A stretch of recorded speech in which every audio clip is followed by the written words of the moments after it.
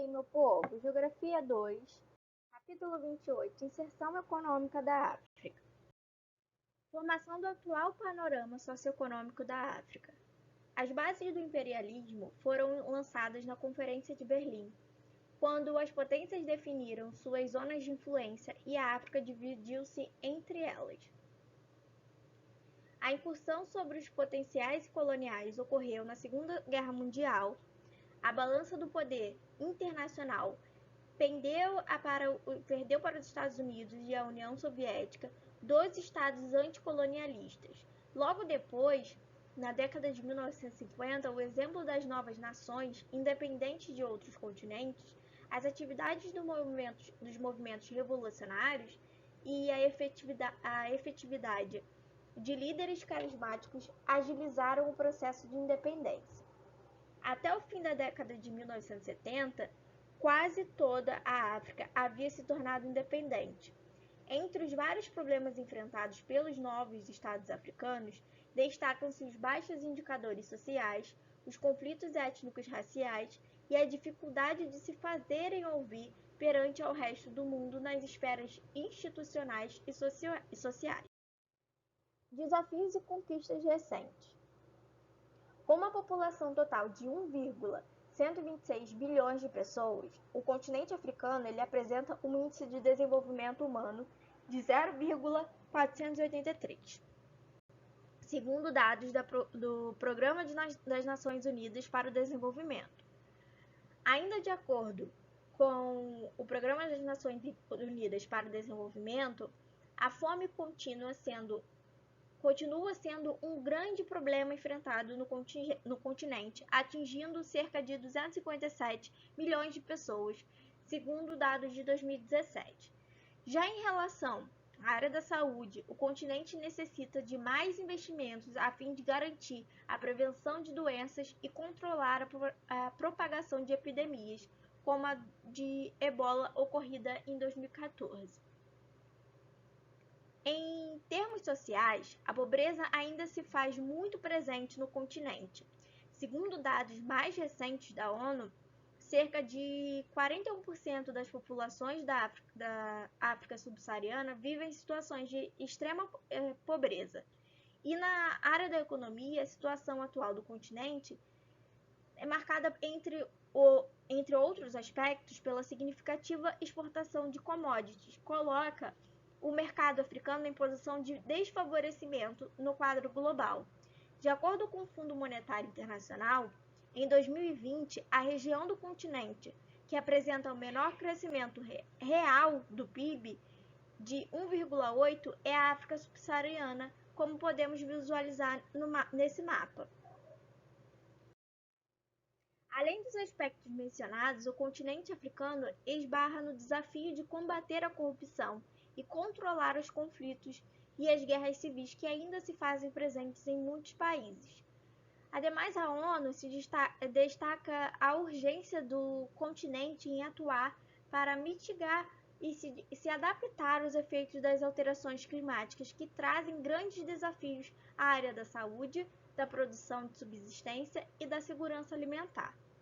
Mas a África apresenta também uma diversidade de cenários. O continente vem experimentando conquistas recentes que contribuem para melhorar a realidade de milhares de seus habitantes. De uma maneira geral, a liberdade cresceu no continente nos últimos anos.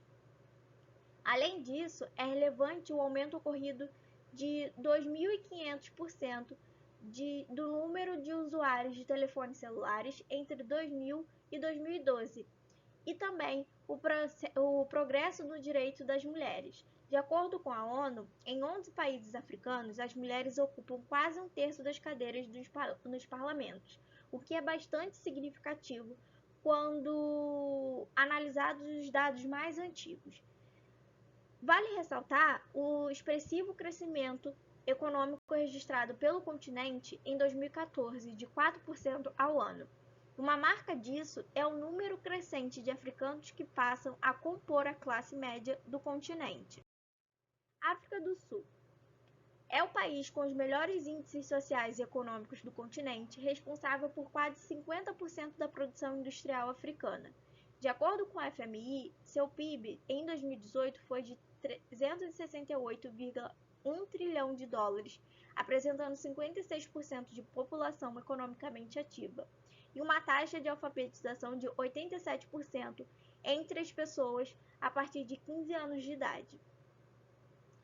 Com uma população de aproximadamente 58 milhões de pessoas, sendo aproximadamente 85% de negros, a África do Sul possui a maior taxa de urbanização do continente, com 66,9% da população residindo em áreas urbanas, particularmente em torno da conurbação formada por Pretória e Joanesburgo, principal centro comercial e industrial do país. Sua economia está voltada para os depósitos minerais, para o turismo e também para um grande parque industrial, concentrado principalmente em torno de 3 grandes cidades, a cidade do Cabo, Durban e Porto Elizabeth. A participação do produto industrial na composição da riqueza nacional é a maior de todo o continente e a indústria emprega cerca de 30% da população ativa. O setor primário ele corresponde a apenas 4% do PIB, índice muito inferior ao que apresenta a maior parte dos países africanos.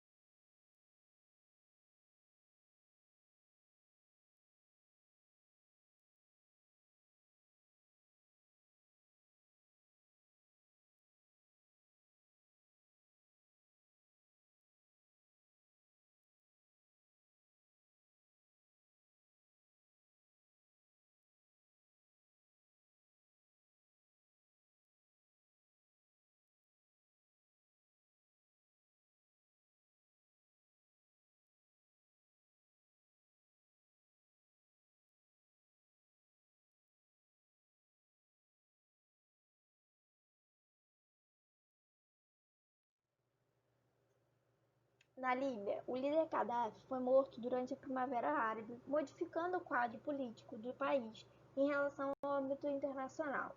Atualmente, o país se mostra mais aberto às influências europeias e estadunidenses.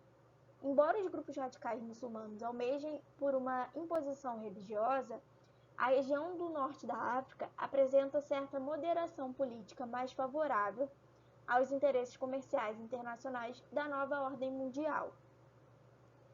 Expressão disso são os grandes investimentos chineses que vêm sendo aplicados na África, sobretudo em países ao norte do continente, ricos em petróleo e gás natural, de grande importância no contexto de desenvolvimento chinês no atual quadro internacional. Nesse sentido, o continente, que sempre foi alvo de interesse da Europa e dos Estados Unidos, indica atualmente maior abertura econômica a países de outras regiões do mundo, realidade essa intensificada após a Primavera Árabe. Participação da África na fase atual da globalização. As exigências da nova ordem mundial se associam a um modelo neoliberal, em que se aplica o desenvolvimento das novas tecnologias, além da expansão do meio técnico-científico-informacional.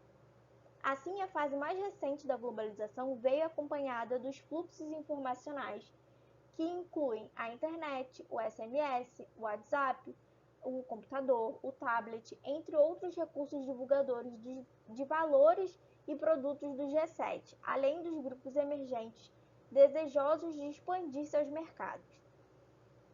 Devem ser incluídas nesse contexto a busca por mão de obra altamente qualificada e a desregulamentação dos direitos sociais dos trabalhadores, formando-se um modelo produtivo de just-in-time, com a flexibilização técnica e a valorização das terceirizações e dos contratos temporários de trabalho.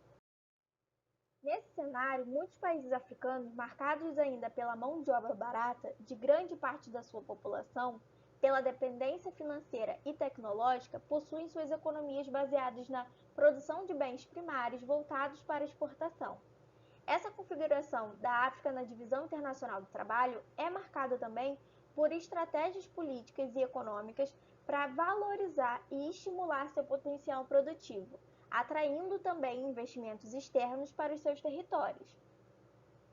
Vale ressaltar, porém, que o continente africano, tão rico em matéria-prima, com grande diversidade cultural e oferta de mão de obra, possui potencial em termos naturais e humanos para alavancar a sua capacidade produtiva. Ou seja, a África ela reúne em si condições para financiar grandes projetos em suas nações, aspecto esse levando por diversos cientistas africanos em suas demonstrações de pesquisas, como o economista e especialista em planejamento e desenvolvimento estratégico Carlos Lopes. De certo, vem ocorrendo nos últimos anos um aumento expressivo dos investimentos no continente, tanto oriundos da escala intra-africana quanto à escala internacional. Entre os países externos ao continente, com grandes projetos em desenvolvimento na África, podemos citar a Índia, o Japão e a China. O objetivo central desses países investidores é instalar suas indústrias por custos menores do que em seus territórios, estabelecendo produções voltadas à exportação. No geral, os maiores investimentos ocorrem nas áreas de petróleo, mineração e infraestrutura.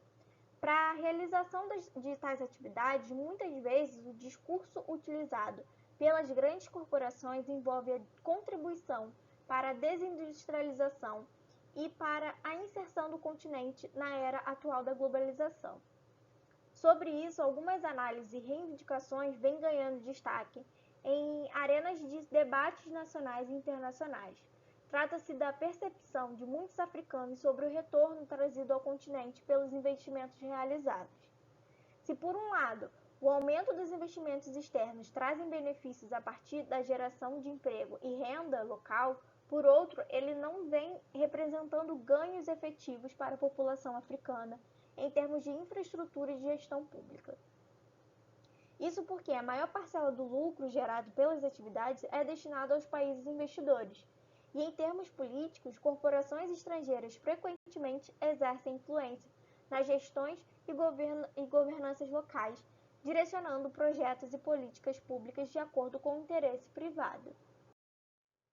Nesse sentido, uma demanda refere-se à necessidade de que parte significativa do retorno financeiro gerado por tais atividades seja traduzida em melhorias efetivas para a vida da população do próprio continente.